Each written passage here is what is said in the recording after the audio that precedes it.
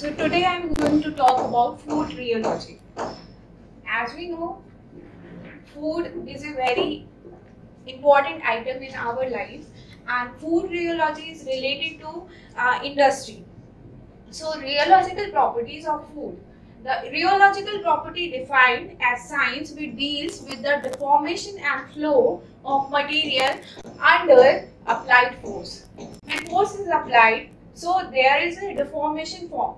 So in rheology there are three main parameters which is very important.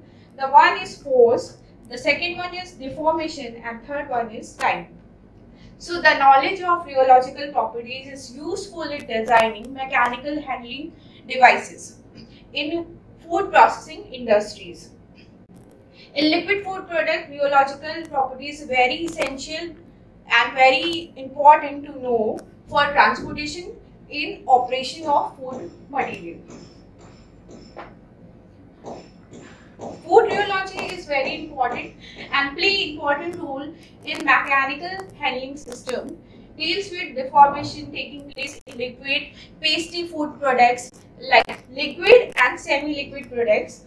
When pressure is applied on food material, the common examples of food rheology is one of the most common example is flow of fruit juice or milk through pipes, flow of viscous fluids like corn syrup, confectionery, and khoa making in dairy industry. The other example is dough making in bakery industry. So when stress is applied to any food material, the development of strain in material causes deformation. When stress is applied in any material, the strain is developed for causing deformation in a food material. The stress which has unit of pressure, that is Newton per meter square or Pascal, is known as shear stress, and it is denoted by tau or sigma. The strain developed in a body is known as shear strain, and it is denoted by gamma, and it also represented by du upon dy, which is velocity gradient along the distance or thickness. Rheology is the study of relationship between shear stress and shear rate.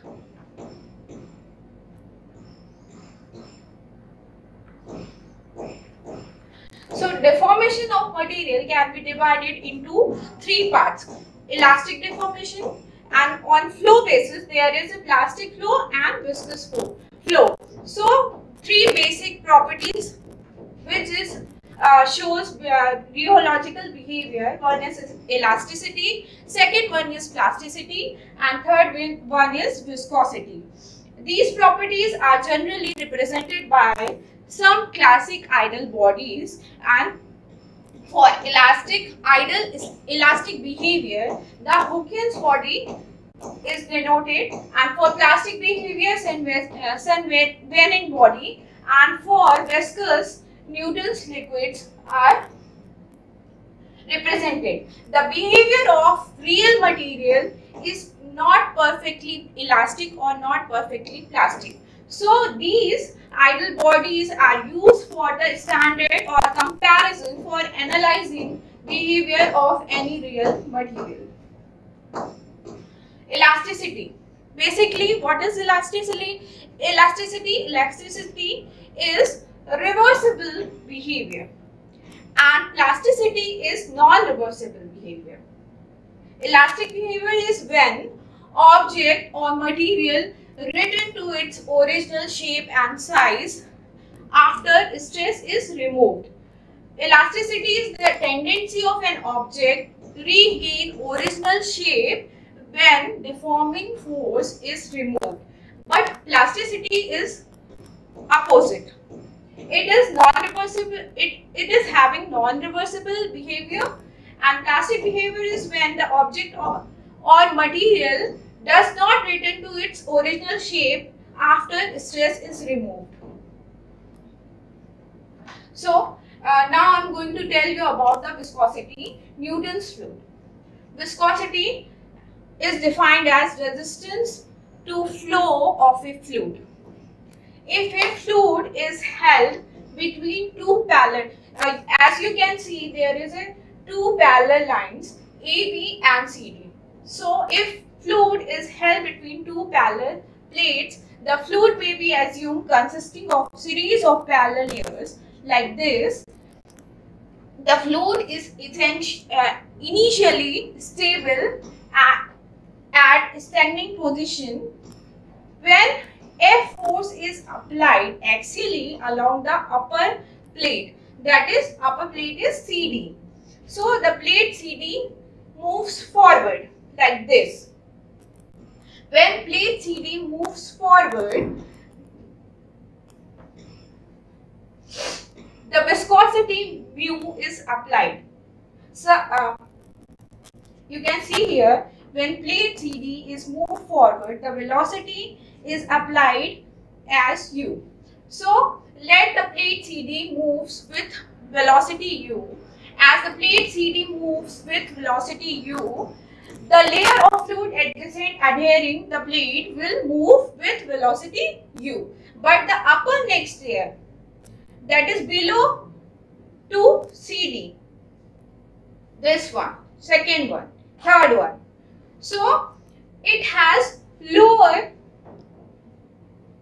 velocity. The velocity at below that CD is lesser than CD velocity. So the layer below it will move with the velocity still less than the layer upper layer. So trend continues up to the bottom most layer with stagnant, as adhering to the bottom stationary plate AB is not moving. Thus, the velocity of different layer vary between u to 0. If the thickness or distance is denoted by y, so you can see in this figure velocity profile of moving plate A dash, C dash and A C double dash. So if there is no resistance of flow, so if there is no resistance of flow, so the velocity will be same. But there is a velocity gradient working on that moving plates, so the resistance for flow is known as viscosity. If the force F1 applied to plate CD, so F1 is greater than F, it would layer faster. So thus we more the magnitude of F, more the velocity gradient. So we can write F proportional to du upon dy.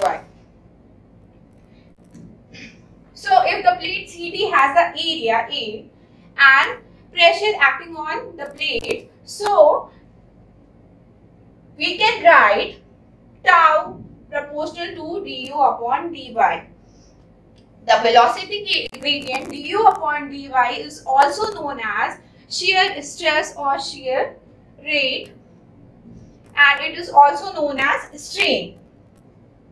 So the equation for this is tau is equal to constant minus du upon dy, that is further equal to tau is equal to mu minus du upon dy.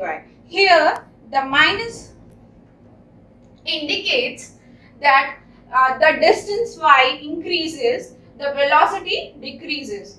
So this is known as Newton's law of viscosity, and this figure shows you the shear stress and shear rate relationship for Newton's fluid. The Newton's law of viscosity, in that the shear stress is directly proportional to shear rate, and the ratio of shear stress and shear rate is constant at given temperature and pressure. Newton's law of viscosity has unit of mu and kg per meter square.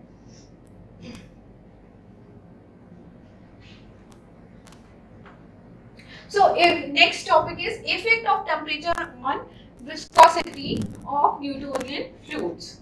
So what will be the effect of temperature on viscosity of Newtonian fluids?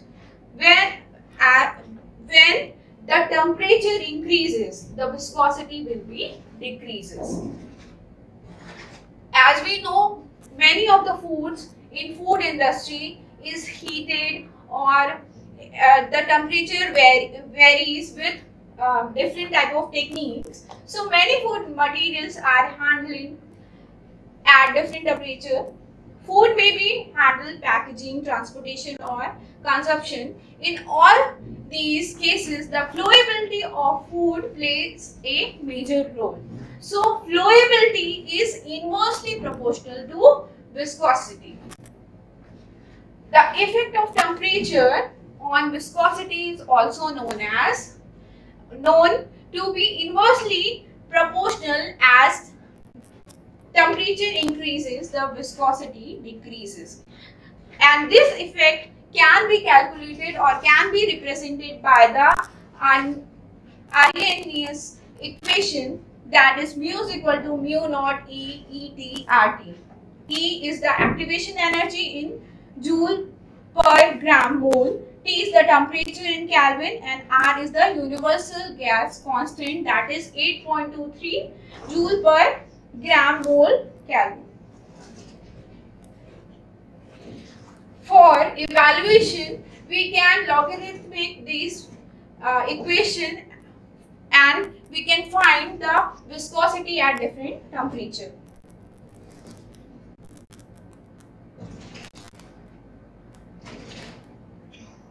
So rheological food or rheological fluids are basically majorly two types: Newtonian fluids and non-Newtonian fluids. Newtonian fluids which obeys the Newton's law of viscosity, and non-Newtonian fluids which do not obey the Newton's law of viscosity, as we discussed previously. So the fluid that which do not obey the Newton's law of viscosity is known as non-Newtonian fluids.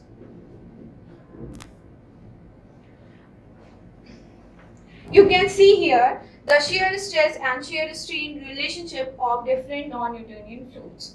As you can see here, in x-axis there is a shear strain, that is du upon dy, and in y-axis there is a shear stress, that is tau, and this OA shows the dilated fluid, and here dilated fluid and is greater than 1, and this shows OB, Newton's fluid, this comes from origin, and OC, pseudoplastic fluids, this one PD is Bangem fluid, this shows linear relationship, and PE is a gas and plastic, this shows non-linear relationship. So for pseudoplastic fluids, N minus 1 become negative, leading in the decrease in apparent viscosity with increasing shear rate. The liquid become thinner, hence pseudoplastic fluid are also known as shear thinning fluids. So pseudoplastic fluids is also known as shear thinning fluids. For dilated fluids, it has N value is greater than 1, hence N minus 1 become positive, leading to increasing apparent viscosity with increasing shear rate. The liquid become thicker, so dilated fluid is also known as shear thinning fluids. For example, starch solution, honey of different sources. For pseudoplastic, example is vegetable puree, some gums. For Bangem plastic and Cassin plastic, the shear stress and shear rate curve does not passes through origin. As we show you can see here, it not passes from origin. So there is no flow until the critical shear stress is reached, and shear rate is either linear or non-linear. So Bengham plastic have linear shear stress and shear rate relationship which require a finite yield stress, and Casin plastic have non-linear relationship, shear stress and shear rate which require finite yield before they begin to flow. For example, for Bengham plastic, toothpaste, and for Casin plastic, tomato sauce. So non-Newtonian fluids, further we discussed these non-Newtonian fluids further be divided into time dependent and that is, so far we have discussed a group of non-Newtonian fluids which have a stress-strain relationship that does not depends upon time. Okay, so one is time dependent and one is time independent. There are certain other type of non-Newtonian fluids whose stress-strain relationship varies with time. When stress is applied, they develop the shear strain whose follow certain path. You can see here, this is thexotropic and this is rheotropic. Thexotropic, these fluids exhibit a reversible decrease in shear stress with time, and in rheopactic, there is a reversible increase in shear stress.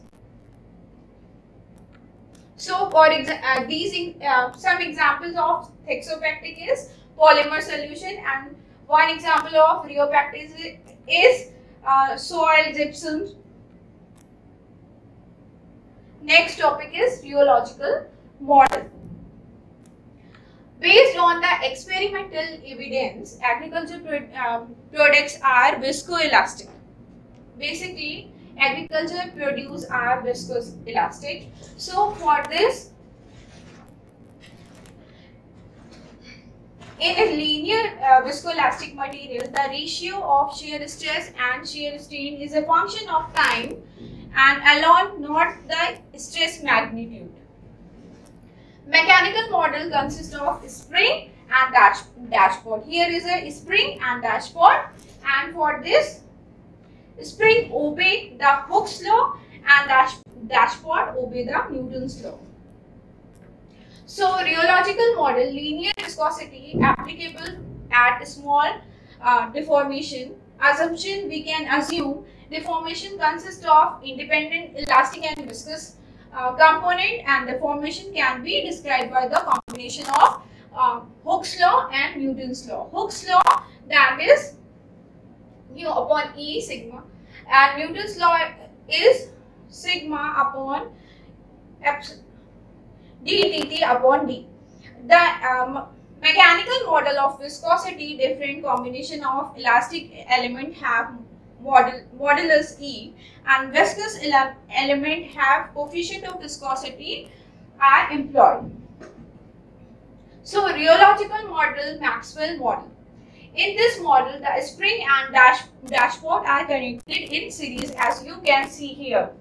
In this case, epsilon is equal to epsilon 1 plus epsilon 2, and sigma is equal to sigma 1 and sigma 2. Epsilon is, here you can see, epsilon is overall strain, epsilon 1 is strain in the spring, epsilon 2 is the strain in dashpot, and sigma is overall stress, sigma 1 is stress in spring, and sigma 2 is stress in dashpot.